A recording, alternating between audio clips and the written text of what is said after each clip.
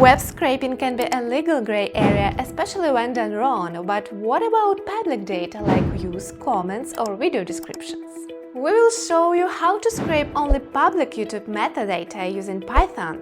Keep watching! Please note that we do not encourage any actions that violate platform policies or terms of service. First, download Python 3 and set it up on your computer. Then open a terminal and install the required packages using pip install requests and pip install yt-dlp.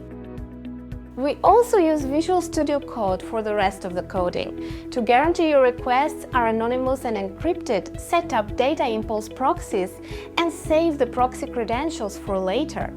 You can find them and many interesting features on your DataImpulse dashboard. We'll start with the download method.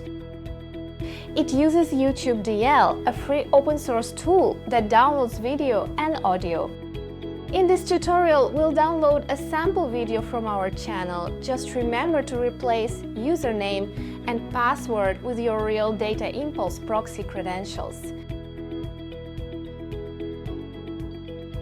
If you want to collect just the text of what people say in a video, then scrape subtitles. They are great for training language models or searching videos by keywords.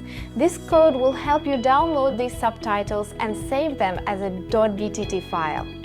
Every YouTube video has a title, duration, language, view count, and other metadata that help you better understand if that is the video you need. This snippet retrieves key details about a YouTube video. Need feedback, trends, or AI training data? Scrape the comments.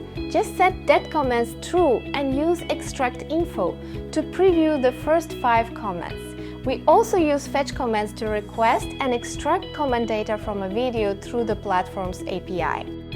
To analyze what makes a channel rank, we'll use the YouTube Data API. Create a project in Google Cloud Console, enable YouTube Data API v3, and grab your API key.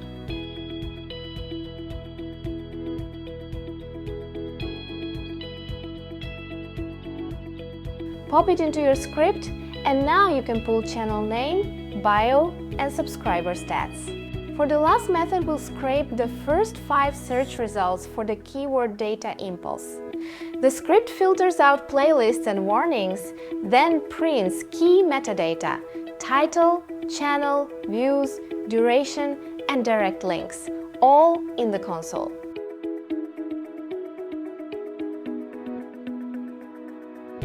The complete scripts are included in the description below. Finally, we covered scraping lots of metadata, all with just a few lines of Python. DataImpulse proxies guarantee anonymous requests and stable access to the target data. Hit subscribe for more coding tricks and tutorials, and see you in the next video.